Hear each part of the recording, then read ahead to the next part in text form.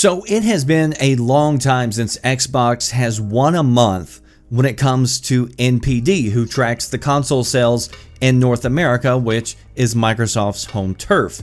In fact, the last time that Xbox came out on top in sales was all the way back in October of 2016.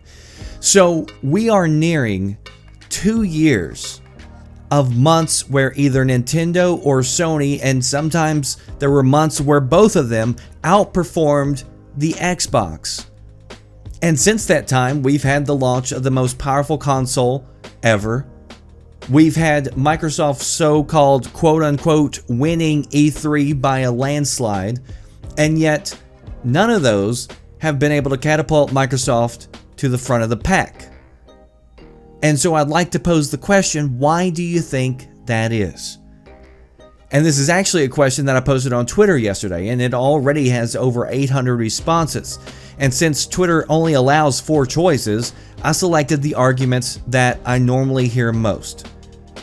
So is it because of Play Anywhere, for instance? And since you can play all your Xbox games on PC, or at least all the new ones, there's really no need to go buy an Xbox. And is that the reason why it's being held back? So I admit that it's definitely led to me using the console a lot less, because I can play every new game that comes out on PC and I get better performance than I would on the Xbox X. But there's always going to be a large crowd of people who prefer console over PC, and so I agree that there's not a strong case to point to, having the ability to play on PC as the reason why Xbox hasn't been on top for a very long time. And in fact, Play Anywhere launched before October 2016.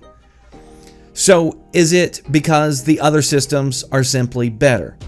Now, as far as features go, I think the Xbox, arguably, is probably the best in its class when you compare the features, when you compare the online components, Game Pass, the hardware, the best looking games on console. So whenever you add all that together, the hardware and the features, I think Xbox is extremely strong. Now, you may give Switch the portability win, but everything else I think would go to Xbox. Now, I'm surprised that this option was actually in 3rd place, because I expected it to be ranked a little bit higher, but I do agree that I don't think hardware or features is the reason why Xbox isn't on top. So, is it because of the biased media? Which honestly is something that I've heard fans complain about, or at least the diehard fans complain about, but I was actually surprised that this was the 2nd most selected choice. I thought this was going to be at the very bottom of the list, and I added it sort of like a tongue-in-cheek option, but there's obviously a large group of people who believe that the mainstream media narrative is the reason that Xbox is being held back. So I don't think that there's any doubt that we can find stories that have strong bias. I don't think there's any doubt that some of the larger media companies favor some brands over another. But the same media is largely the same media who also praised the heck out of the Xbox 360. So something changed. And many of the faults that the media pointed out for and, jumped on Xbox for, especially at the launch, were things that should have been pointed out, were things that were negative. And even Microsoft admits that they messed up, especially in the beginning. But as of late, the changes that I've been seeing being talked about in the media, the critics have largely been praising Microsoft as of late. So I don't think media bias plays that big of a role, because let's be honest, only the hardcore fans are reading the gaming media. Most people, most parents, whatever, just go into a game store and, they decide there what they're going to pick out or whatever. They may read a few stories here or there, but they're not reading day in and day out the stories on IGN and Kotaku and, God, I hope not Polygon. So it's only the hardcore that's reading the gaming news. So could you say that the reason Xbox hasn't been able to come out on top for a long time is due to the lack of games, especially with the lack of exclusive titles? And according to this poll, overwhelmingly, people believe this is the reason. Now, there's a fairly large group of Xbox fans, especially on YouTube, who like to do, list war style videos, rattle off the number of games that can be played on Xbox, talking about backwards compatibility and include all those titles, and talk about the number of games that are playing in true 4K. I don't like list wars. I've said that for years now, because bragging about a list that includes Super Lucky's Tale and Zoo Tycoon is just silly, in my opinion. People get excited for AAA experiences, and if they want to play those experiences, they're going to need a system that can deliver that. Now, you can argue that the games that most people buy are multiplats, games that are on every platform, and this is true. But I'd also like to point out, just if we look at June's numbers alone, and if you go back, you would see even more, but just in June, NPD, 4 out of the top 10 best-selling games were exclusives.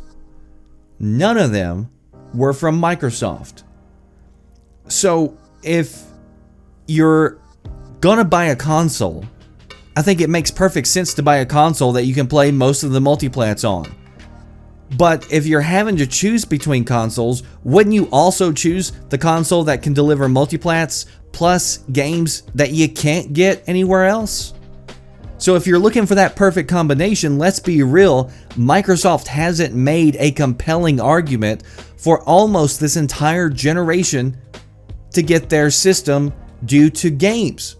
I would argue that there were short periods of time that Xbox had the better games, but that time has long gone. And it was during that time that Microsoft was winning some of these months. Because look what happened back in October of 2016. October of 2016 was the last time that Microsoft came out on top in an NPD, and what was going on around that period. And it wasn't just the US. They were also winning in Europe during these months and during this period. And it wasn't just October 2016. They had a few months lined up. So what was going on around that time? Well, specifically, September, the end of September, was whenever Forza Horizon 3 launched, which was one of the best racing games this generation. What also launched in October of 2016? It was Gears of War 4. So you had two heavy hitters coming out, and it gave Microsoft the win. Microsoft has been able to win with games when they've got games to deliver. And since then, since October 2016, what games has Xbox delivered that's been a must-buy? How many systems did Recore or Super Lucky's Tale move, do you think? It has been a little bit more than sparse. And I gave PlayStation a lot of hell whenever they were having their sparse moments. And Xbox, why would I treat it any differently? Because it has been extremely light on content for exclusive titles.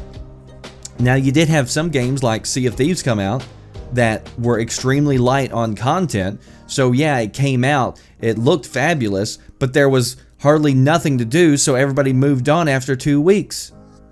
So yes, exclusives matter.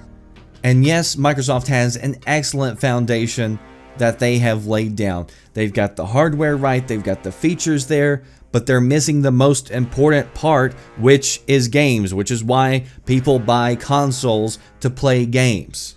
And I think overall, when you add it all up, it has been a huge disappointment this generation when it comes to Xbox and exclusives.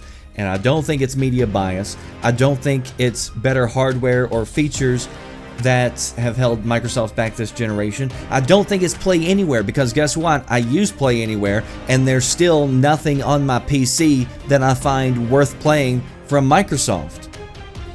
So the reason that Microsoft has been consistently in second and third place is due to a lack of compelling games. And the numbers, they speak for themselves.